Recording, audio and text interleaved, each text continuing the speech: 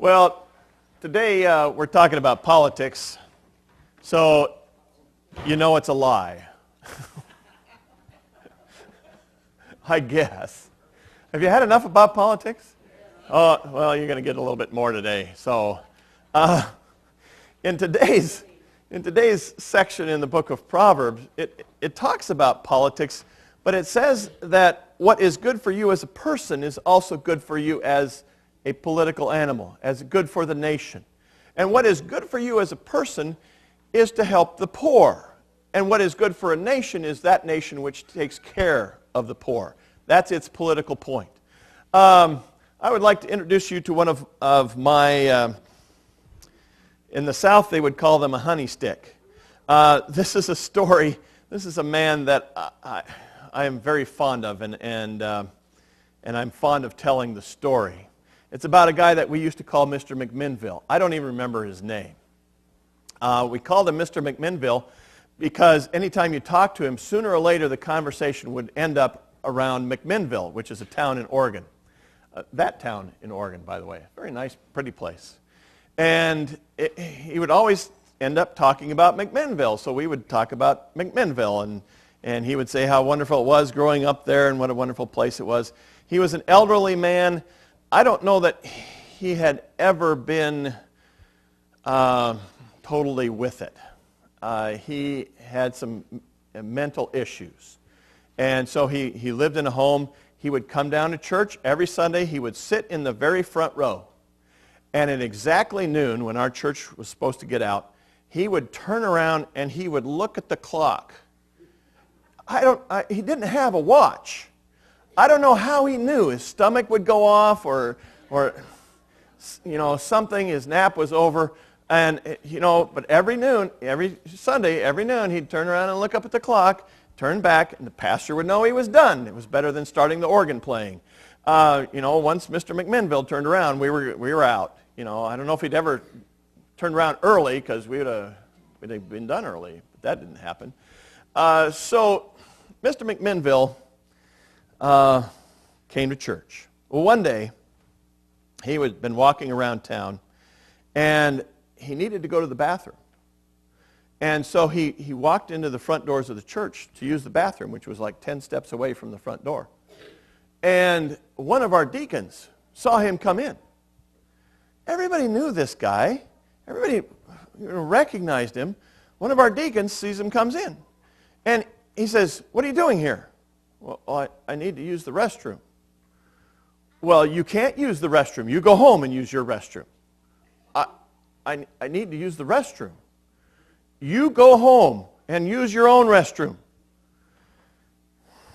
The man had an accident right there in the front lobby of the church because our deacon would not take care of the poor. This is a horrible, horrible, horrible example of how to not do what God says. We need to do better. We need to take care of the poor. So let's look at God, life, and refuge here for a few minutes.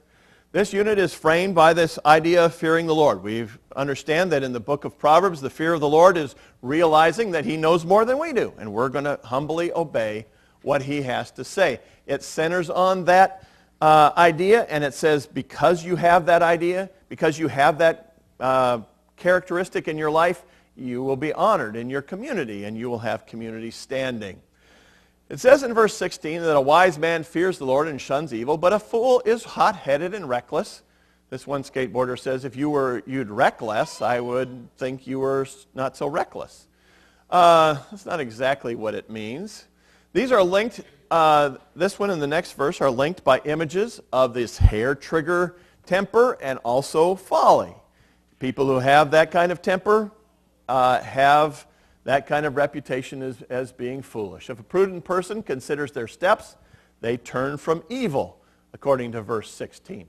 Hot-headed describes the fool who meddles. In a later verse, in chapter 26, a person who gets involved in a quarrel, something that you shouldn't do. If it's not your quarrel, just stay away from it. The NRSV throws off restraint. It's an impulsive person, a person who just doesn't consider what they're going to do. The wise person considers, but the hot-tempered man just goes after it. This person knows no fear, but they should.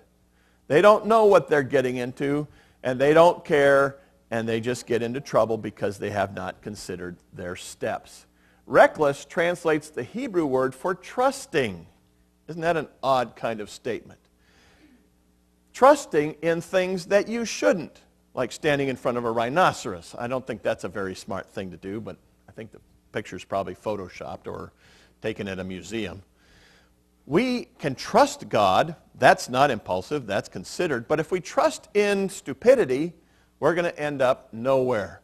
Now, some translators translate this as arrogant and overconfident. I'm not arrogant, I'm just a whole lot better than you people. That's the kind of attitude that these folks have. Then he goes on in 17 to say, a quick-tempered man does foolish things, and a crafty man is hated. Now, this is a comparison between the person who does foolish things and the one who does evil. They're both about the same kind of thing, and they're both considered troublemakers. But the person who plans to do evil, this is a worse thing than the person who doesn't. Both are ends of the spectrum of things that lead to bad ends. As bad as rash and foolish behavior is, if you plan ahead to do it, that's even worse. That particular card says, I don't like making plans for the day because then the word premeditated gets thrown around in the courtroom. I agree with that. You don't want to do that. Don't premeditate things. Don't plan things because you get in a lot of trouble for saying that. The word hated appears again in verse 20 later on in this chapter as the word shunned. In verse 18 it says, the simple inherit folly, but the prudent are crowned with knowledge. The simple and prudent have appeared in a couple of verses ahead of this, in verse 15 that we talked about last time, as receiving the consequences of the choices that they have made. And if you have bad choices, you will have bad consequences. The simple receive folly as an heirloom. You can pass on your mistakes to your children and grandchildren, or you can pass on the wise decisions that you have made in this world. The crown here is more the decoration of valor than it is of royalty or rule. The rewards not only correspond to the qualities of folly and prudence, but they foster and nurture them. Once we start rolling on that cycle, it just continues. It says in verse 19, evil men will bow down in the presence of the good, and the wicked at the gates of the righteous. The word for bow down reminds us of Joseph and his brothers who had to bow down to him when they went down to Egypt. He tried to get them to bow down a lot earlier and learn some consequences of his arrogant behavior.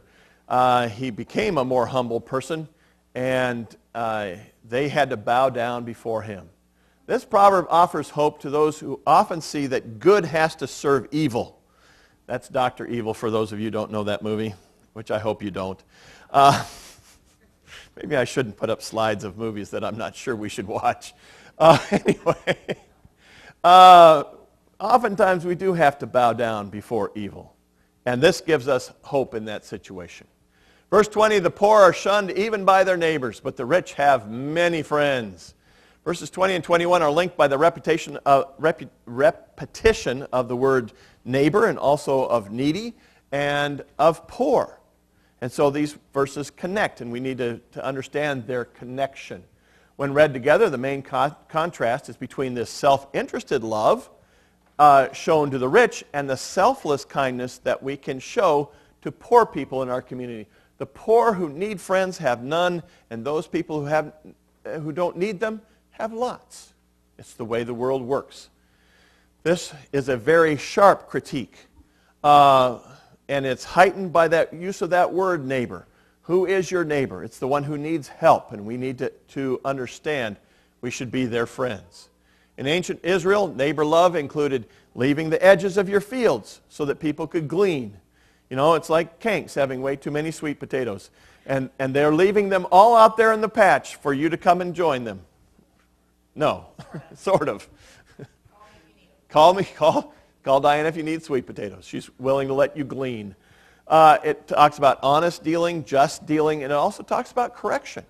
When we're talking about our neighbors, there are times when we need to offer correction in their life. Jesus called anyone who needs help a